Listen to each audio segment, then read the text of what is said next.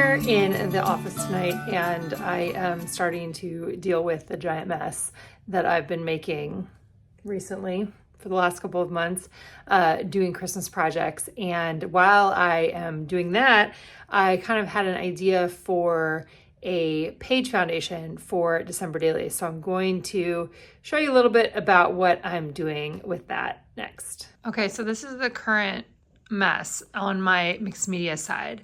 So this is where I have been standing. I'll step back so you can see just a little bit more.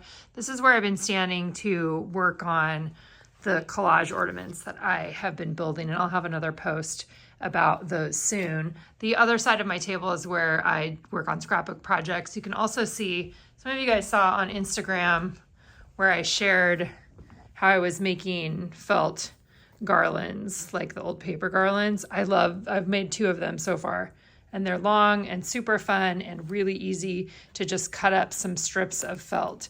Anyway, that's another one of the projects that is happening in here. But as I was thinking about foundation pages, and as I was thinking about all of the scraps of paper that I have from, the different things that I've done to make, the different collage papers that I've made to make a bunch of these ornaments, which have been turning out so cute.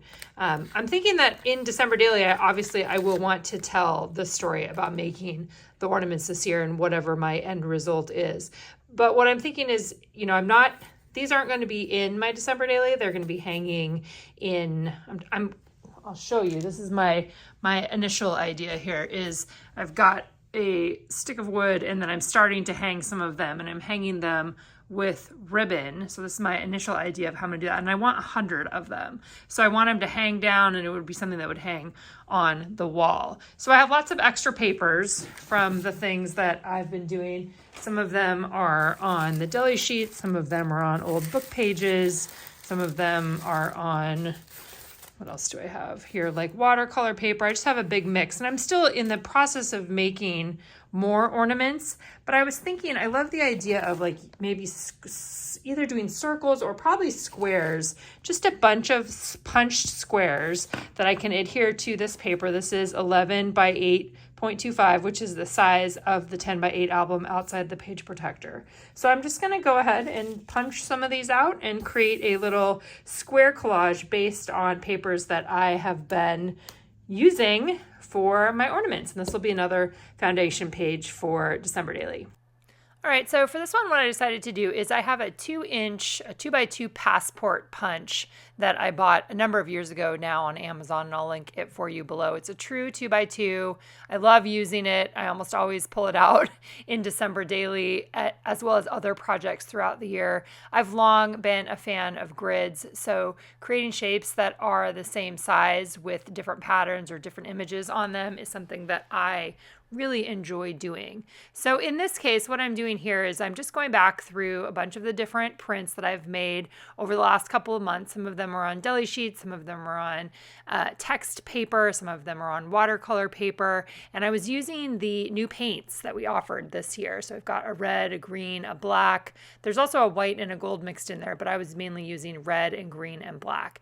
And so I'm just punching out partial images. You could do the same thing with pattern paper. You could actually do it with your Christmas cards. That's kind of a fun thing to do, and I used to do that, or I did do that for a number of years actually in some of my past December dailies. But this is a really fun and easy and not complicated way to create some sort of a foundation for yourself. And when we get closer, during December itself, I'll actually show you what I do with this page. And I don't know what it's going to be yet, but it'll be fun to build on top of. After I get all of those squares punched out there, I begin the process of kind of organizing them on, organizing them on the page, trying a little bit to vary the placement of the different colors. I like to have things not necessarily always together, but But when you're only working with 3 colors, you almost always end up having some together. But I just kind of play around until I decide, okay, yes, this feels good to me. And then at that point in time, I'll start the process of adhering. For this project, I decided to use a glue stick for adhering. And I've found actually that the glue stick works really, really well for those deli sheets. So you might have seen me adhering some things with matte medium with the deli sheets. And oftentimes those you can end up with like bubbles or ridges in them. And I'm not having that same thing happen with the glue stick. So I decided to try that on this one, and I'm using it for all of the different papers on there. So including the watercolor paper, cardstock, and the text-based paper. It's a little messy, but it also feels a little bit like a kid's craft. And actually this is something that your kids could do if you wanted them to, right? Playing with the different pattern papers that you might have. You know, we all probably, anybody watching this probably has some pattern papers in their stash that would work for this, whether they are Christmas or for a different kind of project, or if you are a mixed media person, you probably have some scraps that you could pull from for this. So in terms of storytelling, I don't know yet what this will be used for, but I like having some foundation pages like this set up in advance. It will just give me the opportunity to have some of this stuff done before I go into December, where I am telling a story each day. And most likely this one I'll probably use to tell the story of making those ornaments, and I'll have an update on those again coming up sometime soon. As you can see, I did on a couple of those, the ones that were the thicker watercolor paper, I actually put a bottle of glue on top of them just to hold them down. And then I did that overnight as well. So I left a heavy bottle on top of them overnight so that I would make sure that they were good and stuck down on there before I did anything else with this page. And you're going to hear a little update from me in just a minute of when I came back into the office and what I did to get ready to add this into my album for December. As always, if you have any questions, let me know. Super fun and easy project. All right, so I went ahead and let this dry overnight, and what I decided to do, and I was thinking about this as I was going to sleep, is I'm just going to cut it down, which should be about 10 by 8, I think is what it'll end up being.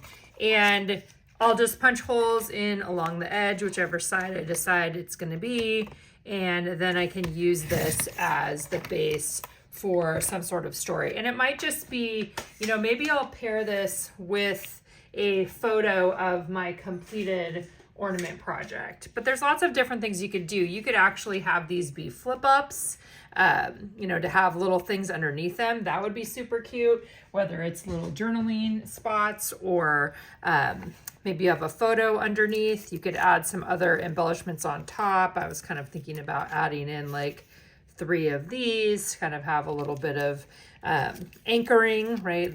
But I don't know yet. I don't know yet what I want to do, but so I'm going to leave this for right now, just as this page, and then I can probably back it, or I can back it with a photo or something else during the month itself. But I love this as a way to use up some of your scraps. You can do this with pattern paper. You can do it with mixed media things that you've made, lots of different options for putting together something like this.